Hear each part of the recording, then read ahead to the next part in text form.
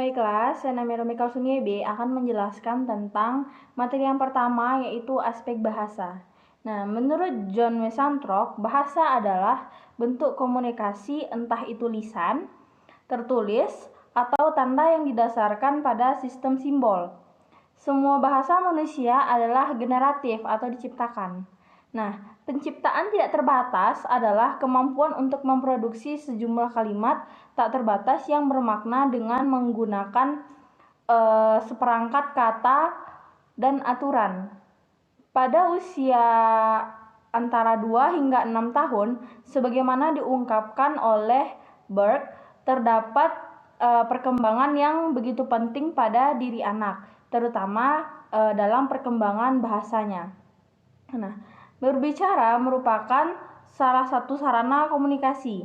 Untuk dapat berkomunikasi dengan orang lain, semua individu harus menguasai dua fungsi yang berbeda. Yang pertama yaitu kemampuan menangkap maksud yang ingin dikomunikasikan, dan yang kedua itu kemampuan untuk berkomunikasi dengan orang lain. Menurut Syamsu Yusuf dalam buku Psikologi Perkembangan, bahwa bahasa merupakan kemampuan untuk berkomunikasi dengan orang lain. Dalam pengertian ini tercakup semua cara untuk berkomunikasi, di mana pikiran dan perasaan dinyatakan dalam bentuk lambing atau simbol untuk mengungkapkan satu pengertian seperti dengan menggunakan lisan, tulisan, isyarat, bilangan, lukisan, dan mimik muka. Sedangkan Milanki dalam Biti 1945 menemukan 3 fungsi utama bahasa pada anak, yaitu yang pertama, meniru ucapan orang dewasa, yang kedua, membayangkan situasi, dan yang ketiga adalah mengatur permainan. Manusia dapat berpikir tanpa mengungkapkan bahasa, namun bahasa mempermudah kita belajar, mengingat, memecahkan masalah, dan membuat kesimpulan. Pengenalan bahasa yang lebih dini dibutuhkan untuk memperoleh keterampilan bahasa yang baik. Perkembangan bahasa dipengaruhi oleh 5 faktor. Yang pertama yaitu intelijensi, yang kedua status sosial, yang ketiga itu jenis kelamin, yang keempat itu hubungan keluarga, dan yang kelima itu kedwibahasaan, yaitu pemikiran dua bahasa. Nah, sekian materi dari saya. Materi selanjutnya akan disampaikan oleh rekan kelompok saya. Terima kasih. Baik, saya Mas Nurdin akan melanjutkan materi saya, yaitu bagian B, yang mana materinya tentang psikologi dan grammar. Kata psikologi berasal dari bahasa Inggris psikologi, yang dalam istilah ilmu disebut ilmu jiwa.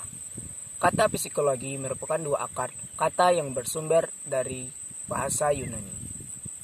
Psiki yang berarti jiwa dan logos yang berarti ilmu.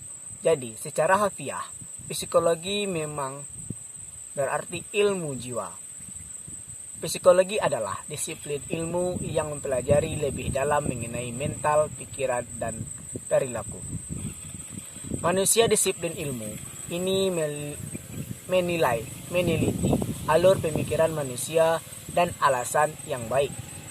Perilaku dan tindakan tersebut ilmu psikologi seringkali dimanfaatkan untuk menyelesaikan masalah atau mencari solusi tepat dalam serangkaian aktivitas manusia yang kompleks.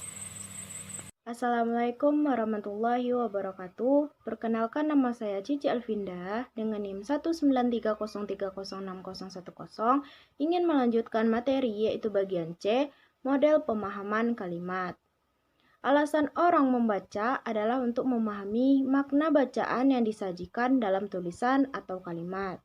Sebuah model yang dikembangkan oleh Just dan Carpenter pada tahun 1980 sampai 1987 yang berfungsi sebagai representasi karya kontemporer dalam ranah ilmu.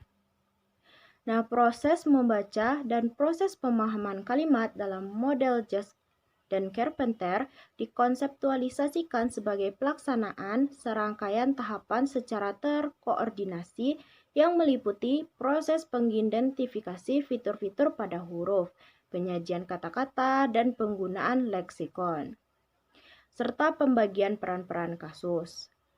Nah, pembagiannya yang pertama yaitu pemrosesan top-down. Semakin besar pengetahuan yang dimiliki seseorang pembaca, semakin baik pula pemahamannya terhadap naskah atau kalimat yang dibacanya.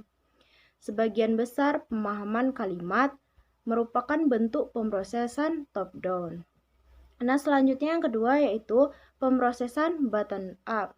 Model lain yang penting mengenai pemahaman kalimat diajukan oleh Keynes dan Van Dijk.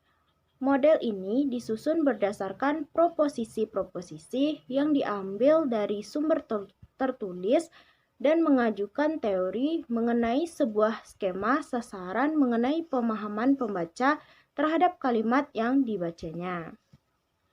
Nah, model pemahaman kalimat menyatakan bahwa unit-unit memori mendasar dalam materi tertulis dalam proposisi. Selain itu, model tersebut memprediksi bahwa kalimat-kalimat yang memiliki kerumitan proposisi yang lebih tinggi akan semakin sulit dipahami dibandingkan kalimat-kalimat dengan struktur proposisi yang sederhana.